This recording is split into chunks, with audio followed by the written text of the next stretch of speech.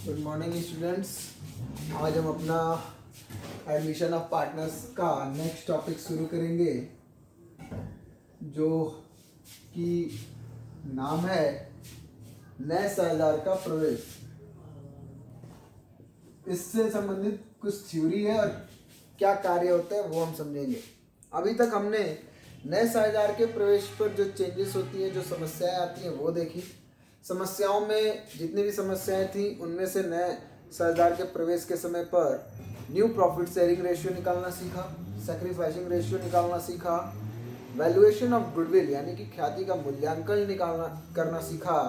अब आगे आते हैं कि ख्याति का जब मूल्यांकन हो जाता है तो उसका लेखांकन करना आवश्यक है, यानी कि उसका ट्रीटमेंट कैसे होगा। निकाल तो लिया कितनी ख्याति है, लेकिन कैसे बांटना है, कैसे पैसा मंगाना है नए साझेदार से उस ख्याति के हिस्से का, ये चीज अब आगे से हम देखेंगे। पर अभी उस पर आने से पहले हम चर्चा करते हैं कि नए साझेदार प्रवेश जब पाता है तो उसके अधिकार क्या होते हैं, क्यों नए साझेदार का प्रवेश कराया जाता है, क्या उसके आने से इफेक्ट पड़ता है। ये सभी चीज़ें आज हमारे कुछ थ्योरी पोर्शन के हैं। तो जो सबसे पहला टॉपिक है वो admission of a new partner, कि नए साझेदार के प्रवेश का अर्थ क्या है। नया साझेदार सिंपल सी बात है, हो सकता है कि फॉर्म में पूंजी की कमी हो या पूंजी को बढ़ाना हो तो उस लिए भी दिया जा सकता है, या हो सकता है हमारा कोई सगा संबंधी जिससे हम चाहते हो, जी हाँ, वो कह रहा हो कि यार अपने बिजनेस में पार्टनर बना लो, और हम इच्छुक हो गए, यार ठीक है इसे भी बना लेते हैं, तो उस वजह से भी हो सकते हैं, कई कारण हो सकते हैं। आइए देखते हैं। कहता है कि साझेदारी व्यवसाय में नए साझेदार के प्रवेश का अर्थ साझेदारी फॉर्म का पुनर्गठन है। ध्यान दीजिएगा, मैंने पहले भी बोला था कि साझेदारी फॉर्म में होने वाले चेंजेस को रिकंस्टिट्यूशन ऑफ पार्टनरशिप फॉर्म यानी कि साझेदारी का पुनर्गठन कहा जाता है। चेंजेस किस किस टाइप के होते हैं? पहला, साझेदार का प्रवेश करना नए साझेदार का, या साझेदारों के मध्य में उनका प्रॉफिट शेयरिंग रेशियो चेंज हो जाना, या किसी साझेदार का अवकाश ग्रहण करना, या किसी साझेदार का मृत्यु हो जाना, या साझेदारी फॉर्म का समाप्त हो जाना। इन सभी दशाओं को साझेदारी का पुनर्गठन कहते हैं, जिसमें से एक दशा को हम पढ़ रहे हैं नए साझेदार का प्रवेश। आगे अगर हम बढ़ते हैं तो सेकंड पैराग्राफ में कहता है कि अधिनियम में प्रावधान, कि क्या क्या प्रावधान है। भारतीय साझेदारी अधिनियम 32 की धारा के अनुसार फॉर्म के सभी साझेदारों की स्वतंत्रता सहमति से नया साझेदार साझेदारी फॉर्म में प्रवेश पा सकता है। यह एक बात इंपॉर्टेंट है कि जब तक पुराने साझेदार सहमत ना हो नया साझेदार नहीं आ सकता, और उसके आने से जो पुराना साझेदारी संलेख है वो खत्म हो जाएगा और नए साझेदार के आने पर एक नया साझेदारी संलेख जन्म लेता है। क्योंकि जाहिर सी बात है, कुछ नए नियम कानून डिसाइड हो जाएंगे, उनके बीच में कुछ नए नियम आएंगे, जिसके वजह से पुराना साझेदारी संलेख खत्म हो जाएगा और नया साझेदारी संलेख लागू हो जाएगा।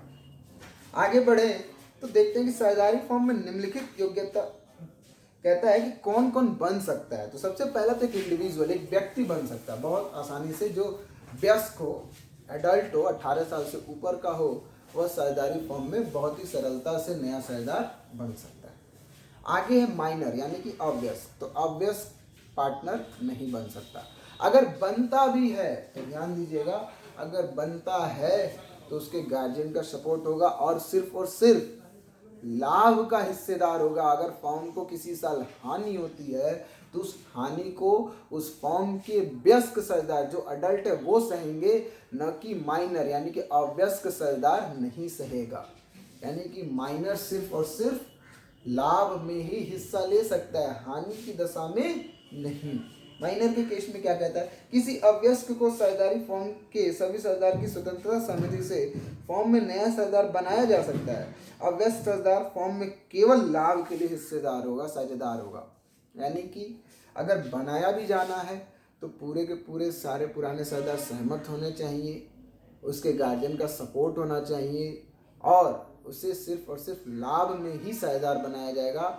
हानि की दशा में वो साझेदार नहीं कहलाएगा, उससे कोई भी हिस्सा वो हानि का वहन नहीं करेगा। आगे है कि क्या कोई फॉर्म बन सकता है, तो बेशक बन सकता है।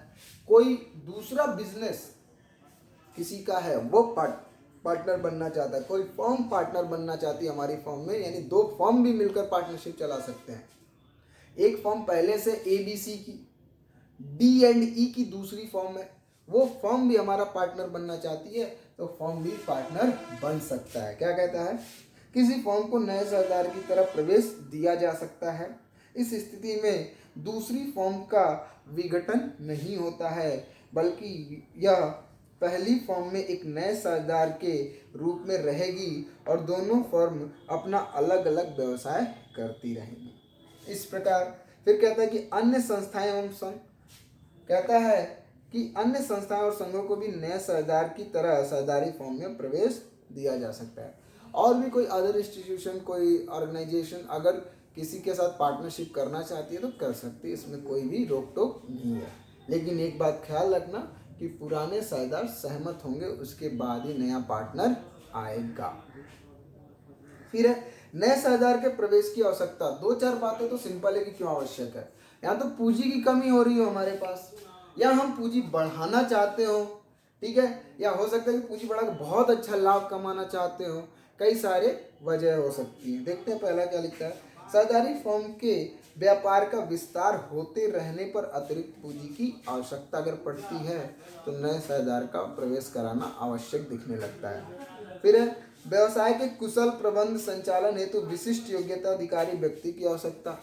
हो सकता है कि मैनेजमेंट में हमें कोई एक बढ़िया एम्प्लॉय हो, हमारे बहुत ही अच्छा कार्य करता है, तो वो अभी हमारा एम्प्लॉय समझ के कार्य कर रहा है, कल को हम अगर उसे अपना पार्टनर बना लें तो वह कार्य और अच्छे से और विशिष्ट अच्छे तरीके से करेगा।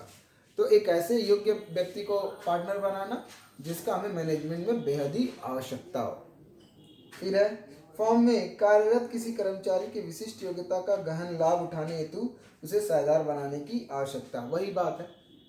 फिर फर्म के लाभदायकता की सुदृढ़ता हेतु नए साझेदार की आवश्यकता। हो सकता है फर्म में लाभ को अधिक बढ़ाना हो या क्या कहते हैं लाभ अच्छे स्तर पर ले जाना हो, उसके लिए भी हम किसी नए साझेदार का प्रवेश करा सकते हैं। फिर है प्रतियोगी फर्म को साझेदार बनाने की आवश्यकता। हो सकता है कि हमारा ही कोई कंपटीटर है तो कस्टमर क्या होते होंगे, बढ़ जाते होंगे, तो उसको पार्टनर बना लेना और कंपटीशन को मार्केट से ख़त्म कर देना, ये भी बहुत ही एक अच्छा कार्य होता है, क्योंकि उसके बाद रेट हम डिसाइड करेंगे और प्रॉफिट भी अपने अकॉर्डिंग कमाएंगे। फिर है फर्म के विकास एवं विस्तार हेतु सुविख्यात व्यक्ति को साझेदार बनाने की आवश्यकता। ये क्या है भाई, सुविख्यात व्यक्ति, ऐसे पर्सन जिनको दुनिया जानती है, जिनका एक समूह है, जिनका एक लोगों का फॉलोइंग है। जैसे मान लीजिए कोई कंपनी है बढ़िया दवा बनाने की, उसने अमिताभ बच्चन को अपना पार्टनर बना लिया। अब होगा क्या, अमिताभ बच्चन उसका जब ऐड भी करेंगे तो लोग उसकी तरफ रुझान करेंगे। इसलिए ऐसे व्यक्ति को पार्टनर बनाना जो विशिष्ट है, जो कि लोगों के बीच में फेमस हैं, किसी सेलिब्रिटी को, किसी क्रिकेटर को, और भी बहुत सारी तरीके के लोग होंगे, उनको पार्टनर बनाना। साझेदारी फर्म की परिस्थितियों के मांग के अनुसार नए साझेदार का आवश्यकता। हो सकता है कि साझेदारी फर्म की स्थितियां कह रही हो कि भैया अब एक नया पार्टनर एंटर करा लो, वर्कलोड बढ़ रहा है, हो सकता है विस्तार हो रहा हो, वर्कलोड बढ़ रहा हो, 3-4 फर्में हो गई और 2 ही पार्टनर हैं, तो बाकी 2 फर्मों को देखने के लिए भी तो नए पार्टनर चाहिए, तो हो सकता है उनका एंट्री करा लेना उस कंडीशन के आधार पे। तो ये सारे कुछ कारक हैं जिनके वजह से नए साझेदार की आवश्यकता पड़ती है। आगे अगर हम बात करें तो नए साझेदार के द्वारा पूंजी लाना, ये क्या है भाई, जब नया साझेदार आ रहा है तो उसको पूंजी तो लाना पड़ेगा। जब पूंजी लाएगा तभी तो पहले से पड़ी संपत्ति और दायित्व में उसको हिस्सा मिलेगा, तभी तो उसको भविष्य में होने वाले लाभ में हिस्सा मिलेगा। इसीलिए नए साझेदार जब प्रवेश करता है तो उसको पूंजी लाना पड़ता है। इसके बाद है नए साझेदार के द्वारा अर्जित मुख्य अधिकार, कि वो क्या प्राप्त करता है। जब वो फॉर्म में एंट्री पा जाता है, पूंजी लेकर आता है, तो उसको क्या क्या अधिकार मिलता है। तो सबसे पहला अधिकार तो भविष्य में होने वाले लाभों में उसका एक हिस्सा डिसाइड हो जाता है कि उसको एक हिस्सा दिया जाएगा। दूसरा लाभ उसको ये है कि संपत्ति एवं दायित्व में उसको हिस्सा मिलने लगेगा। लिखा भी है कि पहला अधिकार है फर्म की संपत्तियों में उसका हिस्सा पाने का अधिकार, और दूसरा है फर्म के भविष्य में लाभों में हिस्सा पाने का अधिकार। अब आगे बढ़ते हैं कि जो नया साझेदार कैपिटल लेकर आता है उसकी एंट्री क्या होती है। तो अगर कैपिटल नगद में ला रहा है, capital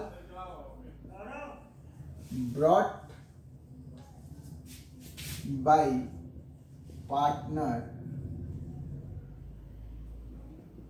in cash,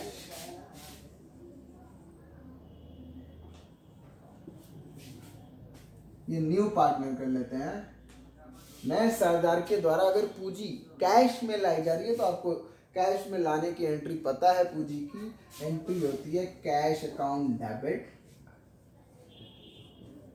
to new partners capital account. यहाँ कैपिटल से पहले उसके पार्टनर का नाम भी आ जाता है, ठीक है ना। तो न्यू पार्टनर्स कैपिटल अकाउंट,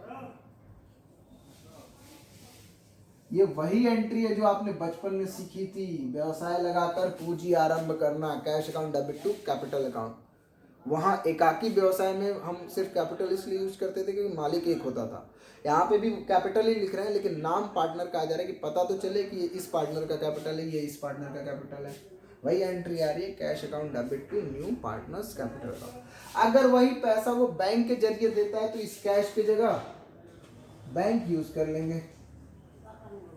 अगर वही पैसा वो बैंक के जरिए यानी कि चेक के जरिए, डीडी के जरिए दे रहा है तो हम क्या करेंगे, बैंक यूज कर लेंगे कैश के जरिए। हो सकता है नया साझेदार पूंजी का पैसा नगद न लाकर कुछ संपत्ति, कुछ माल के द्वारा ला रहा हो, कुछ संपत्ति और कुछ माल के द्वारा ला रहा हो। Capital brought by new partner in assets and stocks, in assets and stocks। तो ध्यान दीजिएगा यहाँ पे एंट्री हो जाएगी, एसेट्स लाया तो एसेट्स अकाउंट डेबिट हो जाएगा। अगर कुछ स्टॉक लाया है तो आप स्टॉक या परचेज दोनों यूज कर सकते हो, स्टॉक या परचेज भी यूज कर सकते हो, बिकॉज ये परचेज में भी डाला जा सकता है। ध्यान दीजिएगा, डेबिट टू, ये उसकी पूंजी है तो to new partners capital account.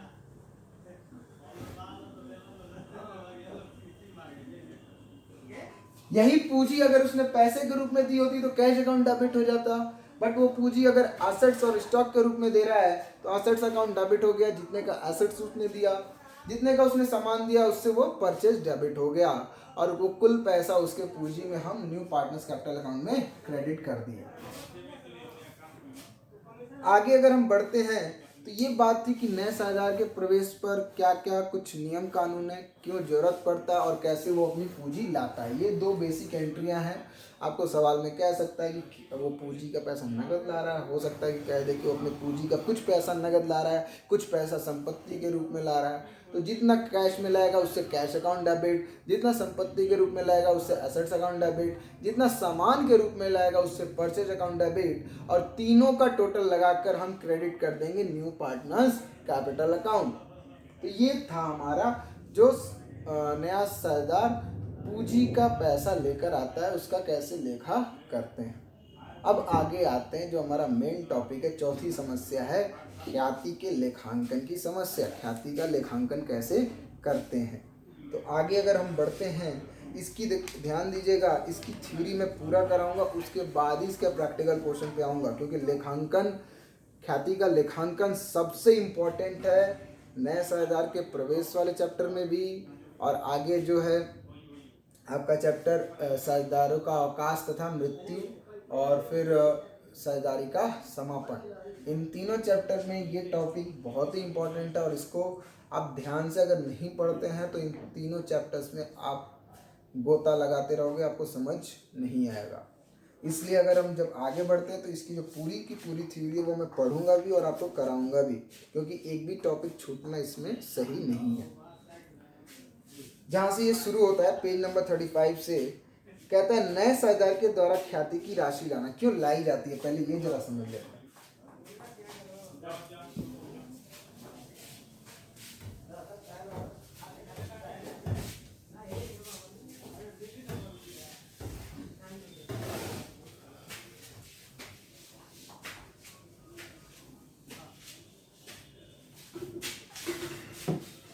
ध्यान दीजिएगा कि जब वो पूंजी ला रहा है तो पूंजी लाने के पीछे दो कारण है। एक तो भविष्य में वो जो लाभ कमाए उसमें हिस्सा पाएगा पूंजी लाने की वजह से, और दूसरा जो पहले से संपत्तियां पड़ी हैं उसके एवरेज में कंपनसेशन के रूप में भी वो पूंजी दे रहा है। पर यहाँ बात करते हैं कि जो ख्याति, गुडविल का सृजन